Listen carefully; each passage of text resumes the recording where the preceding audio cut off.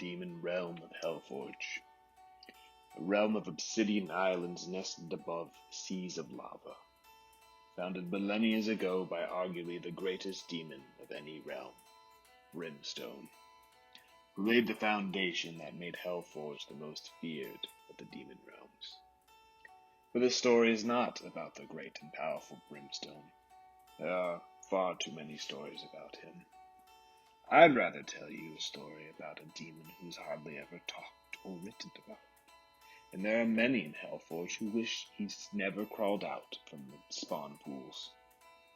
Not many records exist of Grimwick before the 6,345th branding day, but from many accounts he was smaller than his peers, had a temper, and was not well liked by anyone. I have also derived, however, that even at a young age, he was driven, only ever wanted to be a world conqueror, and had a habit of messing things up. The conquerors of Hellforge are much like the elite athletes, business moguls, and celebrities of your world. It is their job to venture into unknown realms and claim them for Hellforge. Conquerors are drafted into legions which they represent, much how athletes of your realm represent a sports team.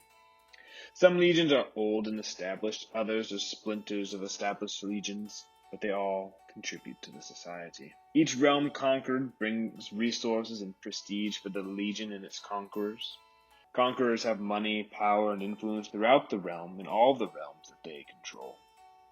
Every young demon wants to be one when they grow up, but as they grow older, they realize that conquerors are typically those demons who are unnaturally gifted, had wealth, or were related to some demon of importance. Many of the time, those selected to be conquerors have all three. As demons grow up, they give up on their foolish aspirations to specialize in other trades to serve their realm, and they live out the rest of their internal lives peacefully. Grimwick should have been the first to give up on this childhood fantasy. He had absolutely none of these characteristics associated with the conquerors. He was smaller than his peers. He had not a copper coin to his name. He was left unadopted on the shores of the spawning pool.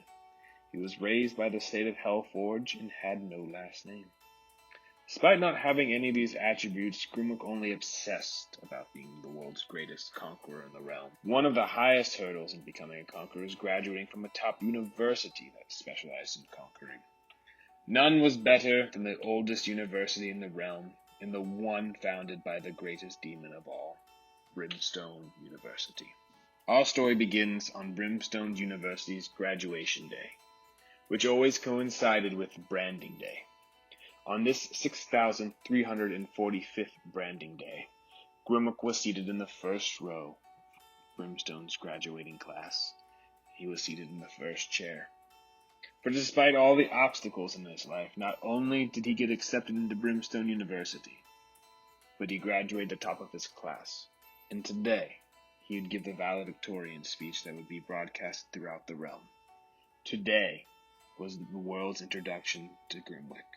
For once in his life, he'd be given all the world's attention, and he had no doubt that today he was going to be selected by a legion, and that today he would begin his life in the role that he dreamed of since he was a young spawn. This was going to be the greatest day in Grimwick's life. Grimwick sat at the edge of the seat, waiting for President Rant to begin the ceremony.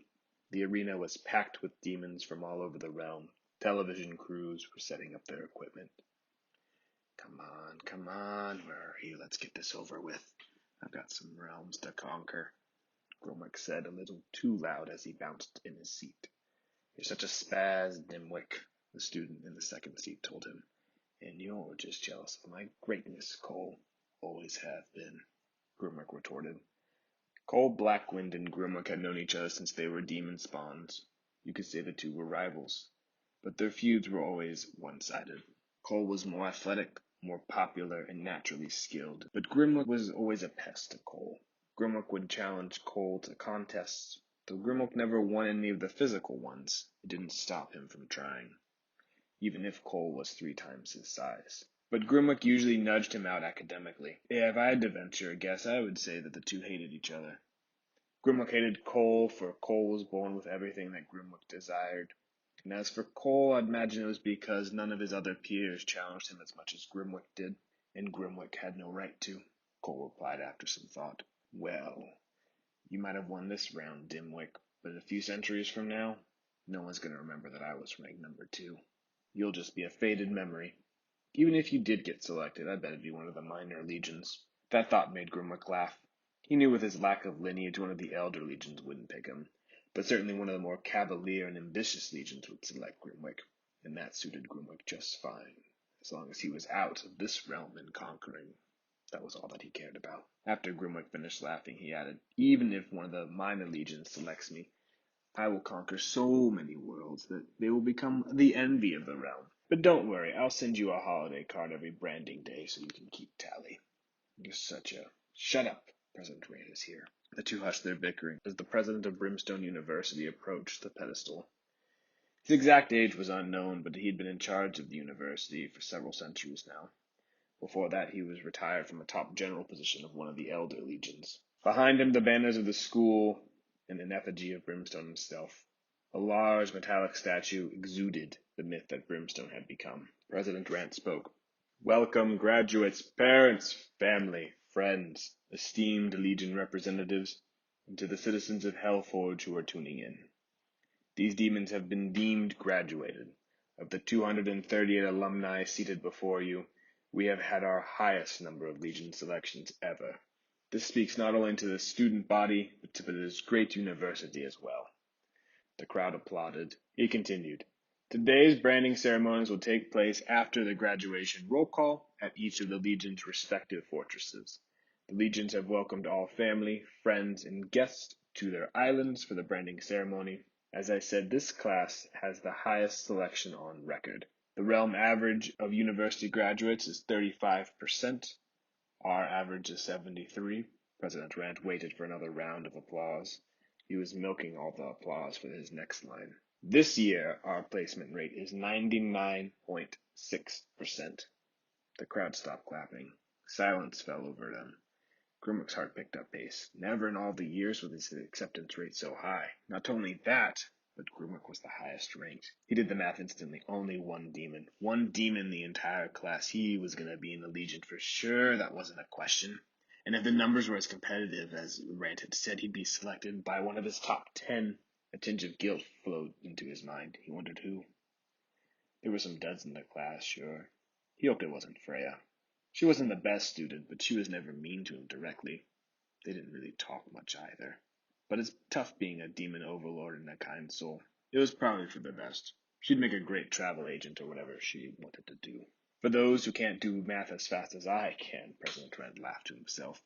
That means only one student wasn't selected for Legion apprenticeship. But at Brimstone, we do not dwell on the failures and disappointments. We decide instead to focus on the successes. The crowd roared. Even Grimwick, who was usually a bit more reserved, let out a little yell. Names will be listed alphabetically by Legion. When your name is called, stand up, give a wave or a fireball so we can all cheer you on. Two readers materialized. Each held a long roll of parchment. "Oblivion Legion selects Cole Blackwind for apprenticeship," one of them said. The crowd erupted into cheers. Grimwick gave a slow clap as Cole sent a fireball into the air. Oblivion was a reputable legion, spun off creatively from the Oblivion Legion. It wasn't a great legion, but it wasn't a bad one either. They were trendy and hip. They were Grimwick's 25th choice, which means his selection was higher on his preferred list. "Accustomed Legion selects Kita Rounderhouse for apprenticeship," the other reader read. Again, the crowd erupted into cheers, though a little softer now. Kita gave a shot of lightning and sat down. The names continued to be read, and as the crowd grew more tired by the droning of names, Grimwick grew more anxious. He just wanted his selection so he could start apprenticing. His ears perked up around the M's. "Mysterious Legion selects Grimwig Lunderwall for apprenticeship." More letters went down. More students were selected. Grimwick pulled open the program, wondering who was left. There were still several big-time legions left on the list. Surely he was destined for one of them. He kept his cool externally. The legions were already watching. If this was causing him stress now, how would he handle a populist revolt? He gave another look at the list. The Sarcophagus Legion. They were listed last. That was Grimwick's third choice. That must be it. Saving the best for last. That's it. As the names continued to be read, he kept one ear out for his name, but his mind was elsewhere. He decided when his name was called, he'd give a humble fire shot into the air. but his mind was wondering which branch of sarcophagus would he be working in. They had so many branches. Waku Legion selects Yoza Eisenbrand for apprenticeship. This was it. The sarcophagus was next. Grimwick sat at the edge of his seat, ready to stand slowly and eloquently. The Sarcophagus Legion selects Freya Undersund for apprenticeship. The crowd roared at the last name being called. Grimwick's thoughts shattered like glass. There must be a mistake. Freya was an idiot. How was he not picked? How? Did he space out for a moment? Maybe he missed it. That must have been it. President Rant stood up and took the pedestal again. Let's hear it again for these alumni. More clapping and more shouting. Rance gave a wave and a red light stretched into the crowd. I know this is a long ceremony, so I've put the Legion names next to the graduates who were selected. If you missed any, or want to check the spelling, you'll find it in your programs now. President Rant went on, complimenting himself, the Legions, the teachers, himself, and many others. As he did, Grimwick flipped to his name in the program. The graduates' names were listed in black ink, and new scarlet ink was next to each of their names. They had a scribble of scarlet ink next to it, well, all except for Grimwick's. Next to his was an absence of scarlet lettering. He opened and closed the program several times. Still no red ink appeared next to his name. Everyone else was too absorbed in their own names and didn't realize that Grimwick had none. Everyone else had been selected. Grimwick was the one. He was the one that wasn't picked. Then his ears burned like he was missing something. He looked up. Principal Rant was smiling in his direction. Grimwick, it's your turn. Please, give a round of applause to our valedictorian, Grimwick.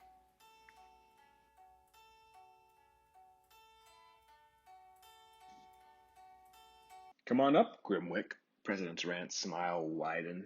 Oh, don't pick now to become shy. Come up and regale us with the speech you've prepared. Grimwick's mind raced. It only became faster as he approached the steps of the stage. What was he to say now? To be the only one that wasn't picked? And now to give the valedictorian speech? This must have been so amusing for everyone here. President Rant gave a gentle bow and summoned a step stool for Grimwick to stand on. But his body didn't feel like his own as he climbed the stool and looked towards the sea of faces. Every seat in the arena was filled. Some demons so large they spread out across entire sections. Every nook of the arena was filled. The crowd was waiting for something. His eyes fell to his classmates. Surely they knew he wasn't picked by now. But there was no remorse among them. All of their faces had wide grins. They seemed to even be holding back laughter. Cole's face had the widest smile of all. Even the professors seemed to be enjoying this. Grimwick looked towards Rant, who was just staring straight ahead, his grin evident. Grimwick never liked the snub-nosed weasel, but in this moment he hated him the most. Grimwick looked toward the great statue of Brimstone. Its metal was made of the secret design of the four great alchemists of the Obsidian Age, an ancient marvel wheeled out for only special occasions.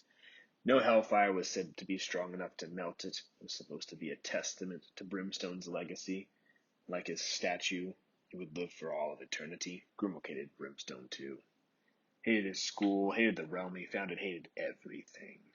He wanted statues of unmeltable fire erected in his own image. He wanted to see a billion realms and conquer billions more. Instead, he stands here unselected, raised by a cycle of bureaucrats and government programs, worked his way up to the most prestigious demon university, graduated the top of his class, and now after all of this is where his journey ends? President Rant interrupted Grimwick's brooding. Say something, Grimwick. The demons are waiting. Grimwick looked at his notes.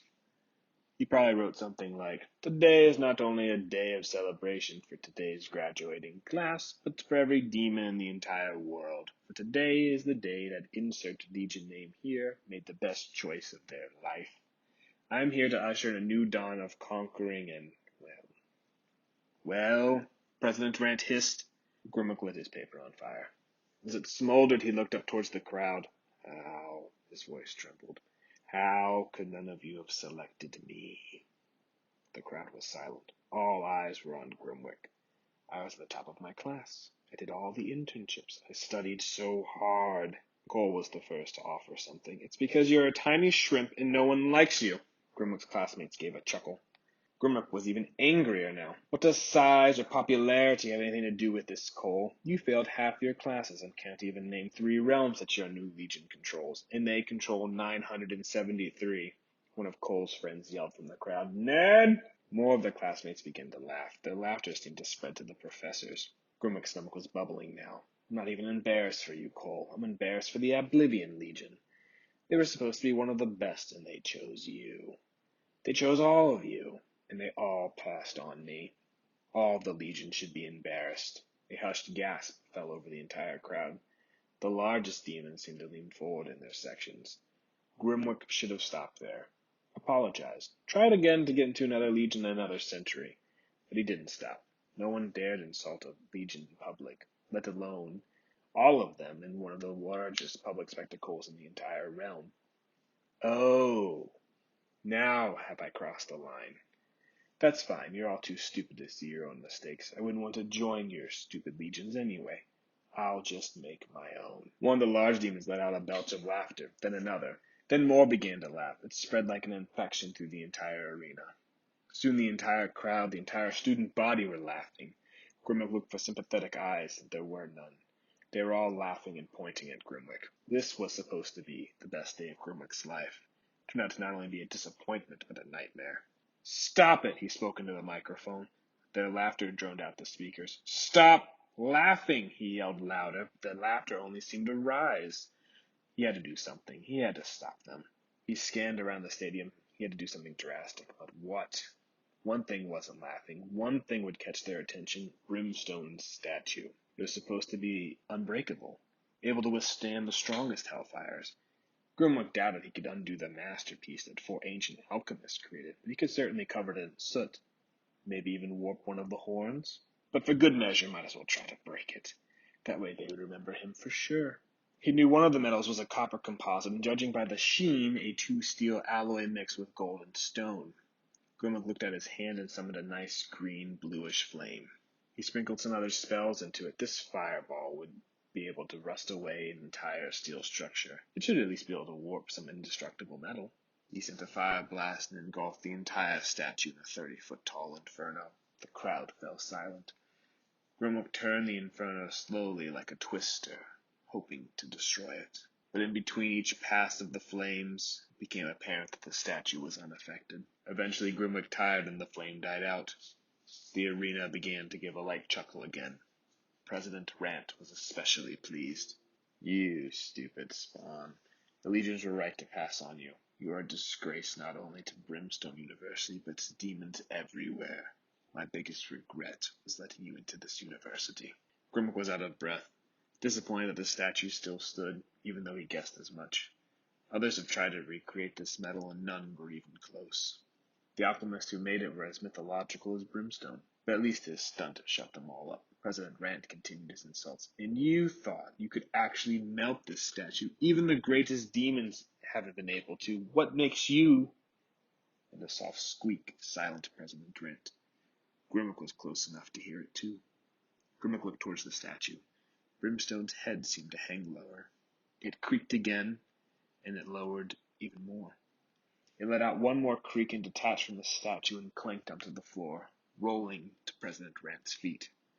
The stadium was silent. President Rant stood over the head in horror. Grimwick looked towards the crowd. They all seemed stunned. Some even covered their faces, only able to look through the openings in their talons. Others' mouths hung ajar, and some just looked plain uncomfortable.